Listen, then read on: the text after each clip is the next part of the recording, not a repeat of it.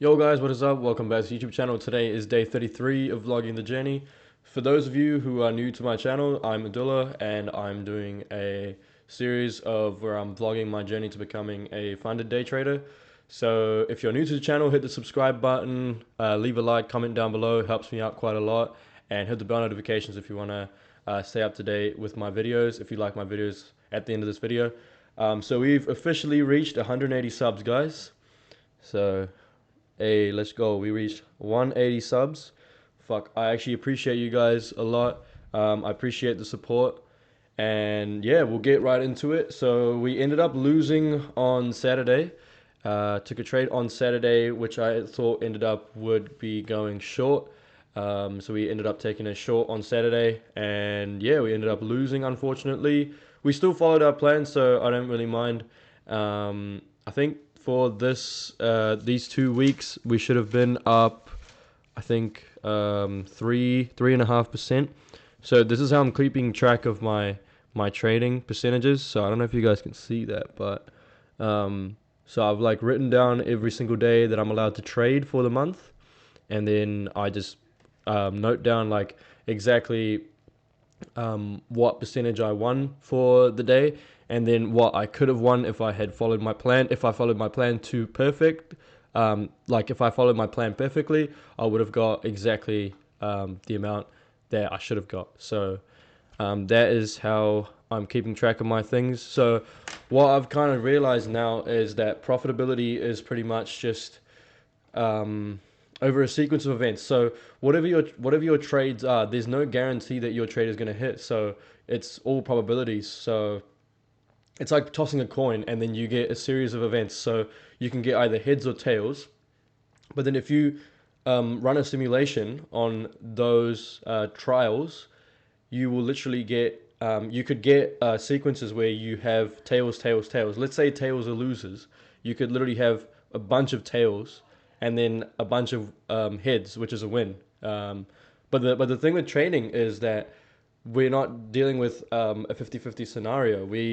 We're using technicals, we're using all of this stuff. So the whole thing is that our wins outweigh our losses. So once you get that through your head, I think that's when you become profitable. So I've kind of realized that now. So I've kind of realized that like you don't have to actually win every single time. And yeah, I'm happy with that. Like as long as I'm profiting for the month, like I'm chilling. I'm honestly happy. So yeah, we obviously I'm not actually profitable for the month because I traded on NFP, which was breaking my rules and not following the plan.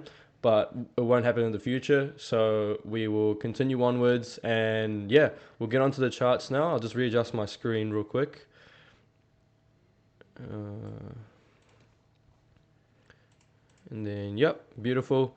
So this is like my little notes that I wrote down. Wait, I'm just gonna readjust that again. But this is my little notes that I wrote down during the session. So as soon as market opened, so we were waiting for a key level to get hit. So we had this London session highs here as well. Just take that out just to make it more clear for you guys. But pretty much what happened was as soon as market opened, um, sorry, that's not where it opened. Market opened here. So we got this move up into the London session highs. Barely touched it, to be honest. Didn't really move at all. So we didn't even really touch it, to be honest. But we were at this 4 hour liquidity here, liquidity zone, which market came into during London session, and also manipulated these Asia highs. And yeah, so we were in those in the 4 hour liquidity zone, and we ended up getting a 5 minute breaker structure to the downside. If I can just yep, so ended up getting a 5 minute break here, which I entered off of, and then I entered here, and then stops above these highs here, the highest point of the sweep. And unfortunately we ended up getting taken out, so price just kept moving upwards and eventually took out these um, there's hourly liquidity zones here, 4 hour liquidity, and also the previous week's high. So that was all Saturday's price action. So unfortunately, we ended up losing, and for the week, I should have been profitable because, as you guys know from the previous video, I shouldn't have gone for the London highs here instead of going for a 1RR. So going forwards, what I'm going to do is going for 1RR for the first TP, and then second TP go for something around 2RR, targeting liquidity, which is how I'm going to move forward with the rest of my trading journey. So in the future. So yeah, that is the trading recap from Saturday's trade session. I will catch you guys next week when I do trade. So we have trading on, let me just check. So we have CPI and PPI news next week. So we won't be trading on those 2 days, but we do have 3 trading days where we can look for opportunities. So I will see if I get any trades on those days. And then if I get anything, I'll put up a video like this again. So yeah, again, so we hit 180 subs, guys. I do really appreciate you guys. I love the support. Appreciate everything. The comments, I read every single comment you guys chuck on my videos. So yeah, I will catch you guys in the next video.